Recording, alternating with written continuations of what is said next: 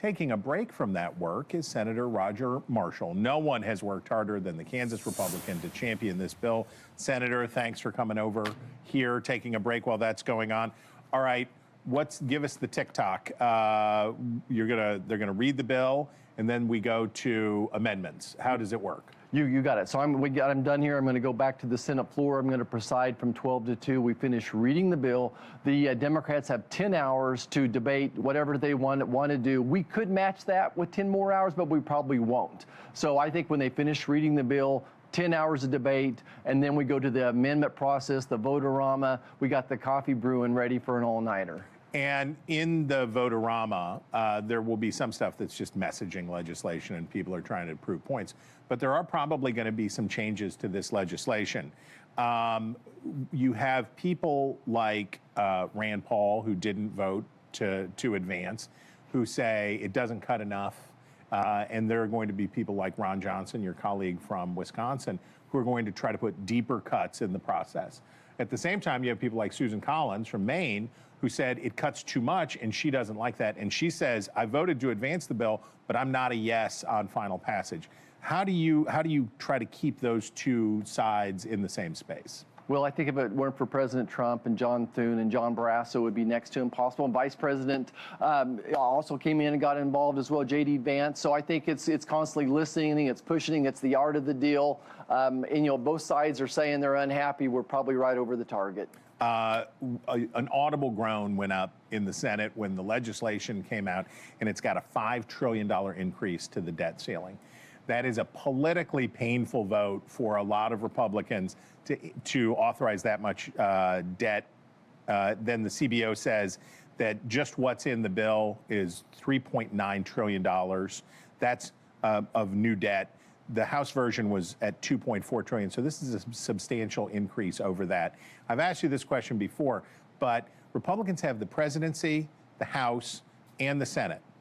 If the fiscal restraint doesn't come now, when is the fiscal restraint supposed to come? Look, I think we have significant commitments from the White House and from leadership to continue to address this. Look, I actually think this bill will help shrink the debt. I think it's going to grow the economy so much, just like it did under President Kennedy, President Reagan, President Clinton, and then again under President Trump 45. I think it'll grow the economy, shrink the debt. This is phase one. It's not the end all. We have a lot of work to do. I think what your listeners need to understand, I would not have gotten this back home, is when we're extending this debt limit. Mm-hmm. If we don't do that, it could help, it would hurt us on our debt, on our bond rating. And number three is the Democrats will extract a pound of flesh to give that to us, because whoever's in power gets blamed for it, right? Right, but there are going to be people who say that it's too politically painful for them to do the things that are unpopular in the legislation and vote for a debt ceiling increase. Do you see possibility of that getting pulled out of this bill? I don't. I think that's only affecting one person. There's too many great things in this bill to vote for. We're going to prevent the largest tax increase in history. This is the extension of President Trump's legacy. If you supported President Trump, you should support this bill. We voted for him to secure the border. He's going to run out of money soon. This bill is going to fund border security for 4 years, 2,000 miles of barriers along with it, tax cuts for everybody. This will mean $1,000 a month to hardworking Kansans back home. Okay, hardworking Kansans back home. You're a doctor. You were involved in and care very much about the changes from Medicaid for rural doctors. This has been a big flashpoint. And it seems like basically what's happened in the legislation is the cuts are still there, but they're just delayed, right? So they've pushed out changes in reimbursement that many people from rural hospitals say will have deleterious effects. So they've nudged that out a couple years before those cuts go into place. I remember, though, what happens when you have your hamburger today, like Wimpy, you get your hamburger today and you say you'll pay on Tuesday. Tuesday comes and then the cuts don't materialize because 2 or 3 years from now people say this isn't a good time for us to cut Medicaid. I'm not sure there's ever a good time to cut anything up here, but I want to emphasize we're not cutting spending. We are actually increasing spending on Medicaid over the next 10 years at a rate higher than inflation. We're going to end up spending $200 billion more per year than what we are right now. We're going to protect and preserve it for those who need it the most, for seniors in nursing home, for people on disabilities, pregnant women, children. So we need to protect and preserve it, make it financially solvent. But I'm so proud of what we did on this bill.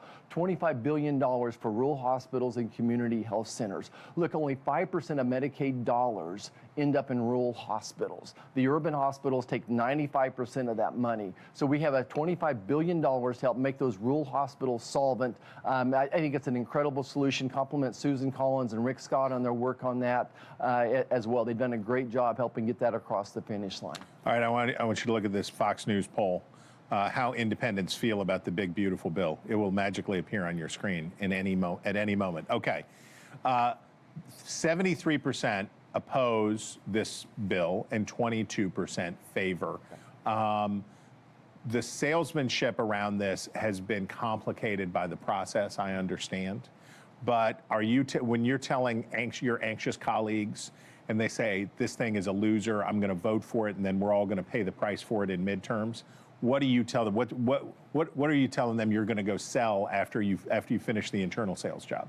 Look, you need to laser focus the message here. What you didn't show is that if you address these one title at a time, it actually favors polls positive. So you need to go back home. If I'm talking to union workers in Wichita, talk about no tax on overtime. If I'm talking to farmers, there's this 199.8 pass-through crop insurance, 45Z. So you have to tailor your message. If you do them one at a time, talking to hardcore conservatives like me, we talk about President Trump's legacy, that we're securing the border. The left media has done an incredible job of labeling this bill bad. Trump bad, bill bad. But what we have to do is focus on the real message here, how much this is going to help Americans. This is the start of a new golden era for the Americans.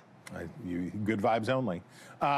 Senator, we thank you very much for your time. If you, like Dwight Eisenhower, were from Abilene, Kansas, you would know him already. But if you don't, here he is, Senator Roger Marshall. We thank you